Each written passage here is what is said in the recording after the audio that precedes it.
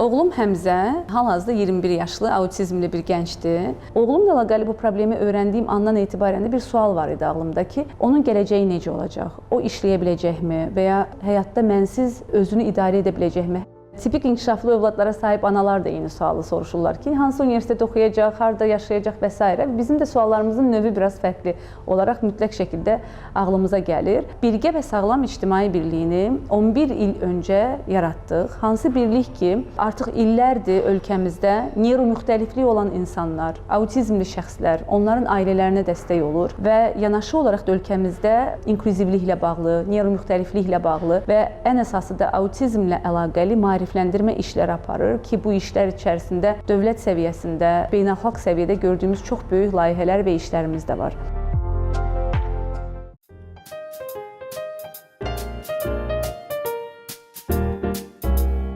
Paşalat artıq 2017-ci ildən etibarən fəaliyyət göstərir. Birgə və Sağlam İctimai Birliyimizin nəzdində autizm mərkəzimiz var ki, onun məsələ içində ilk dəfə qurmuşuq və o Kaşalata kafemizi 3 dəfə ölkəmizin birinci vitse-prezidenti Mehriban xanım Əliyeva ziyarət edib, hətta bir dəfəsində də övladlarımızla dadlı təamlar hazırlayıb.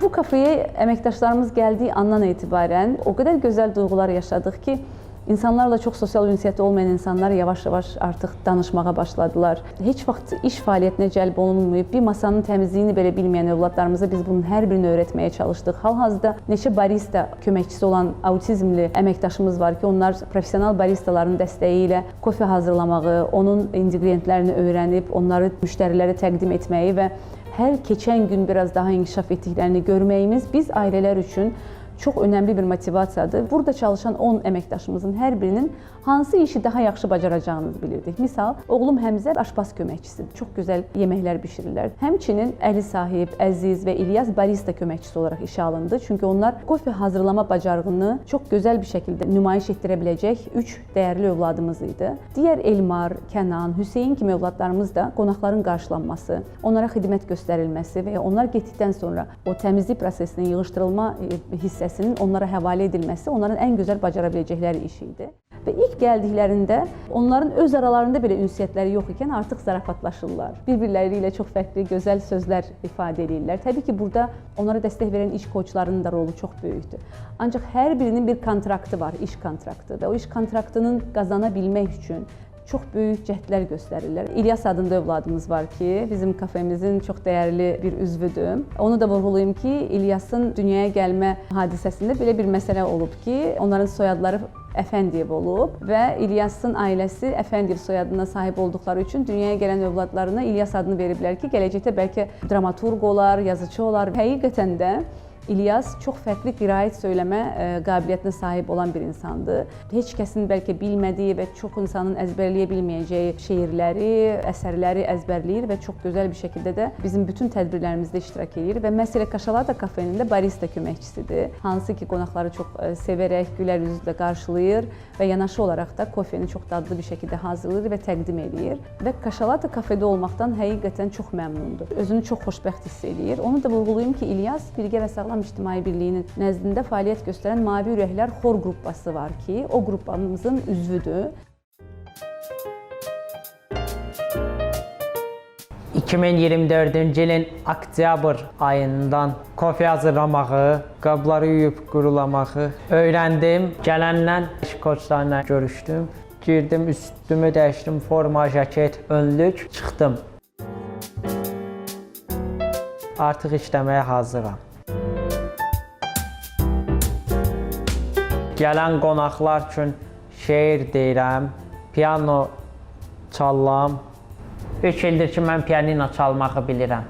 Kofe hazırlayıram, sizin sifariş hazırdır, nuş olsun. Müştərilər həmişə məndən razıdır. İlk vaxtlar mənə çətin deyildi. Kofe verəndə mənə tərifləməkləri xoşuma gəldi. Müştəri olmayanda biraz söhbət eləyirik. Mən özümə kofe hazırlasam da jasmin ətirli yaşıl çay içməyi sevirəm. Çox sevirəm o çayı.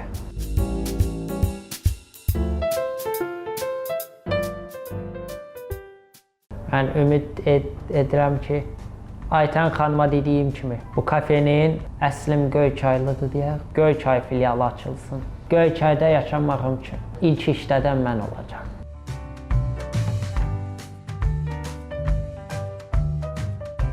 Həm müştərilərə xidmət, həm də işimi sevirəm. Mən bu peşəni çox sevirəm.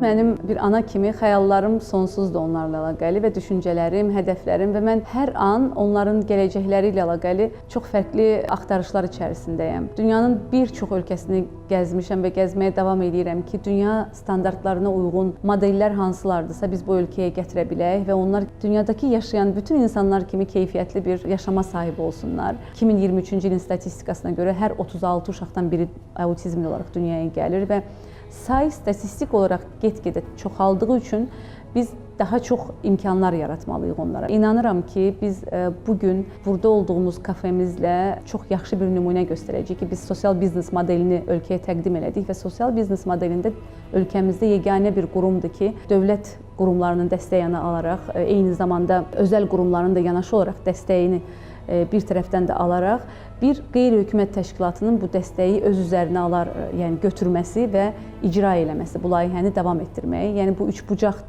formatındakı model ölkəmizdə indiyənə kimi heç bir qurumda görülməyibdir. Bizim açılışımızda cənab nazir Sahil Babayev iştirak etmişdi və o demişdi ki, siz bu modeli doğruldun və biz inanırıq ki, siz doğrultduğunuz andan etibarən biz bütün qurumlar sizin yanınızda olacağıq və bu modelin artması üçün, zincir halında ölkəmizə yayılması üçün əlimizdən gələn hər bir dəstəyi verəcəyik. O da bizə bir ümid verdi. Hal-hazırda bir kafe formatındakı sosial biznesin davamlılığı üçün yeganə ehtiyac müştəridir. O müştərinin gəlməyi, buradan bir kofe alması, bir şirniyyatın və ya hansısa bir dadlı təamın alınması və bu fəaliyyətin davam edərək qeyri-müxtəlifliyi olan insanların iş imkanlarının daha da get-gedə artmasına səbəbiyyət verəcək. İstifadə etdiyimiz bütün qidalar və s. ən keyfiyyətli şəkildə onu təqdim etməyə çalışırıq müştərilərimizə. Çox fərqli bir modeldir ki, hansı ki gəldiklərində hər yerdə qarşılaşmayacaqları bir nümunə ilə qarşılaşacaqlar. Girəndə onları bir Down sindromlu, ancaq çox gözəl qarşılayan bir Elmar qarşılamış olacaq. Onlara kofesini Əli sahib hazırlayacaq, eyni zamanda İlyas hazırlayacaq. Orxan və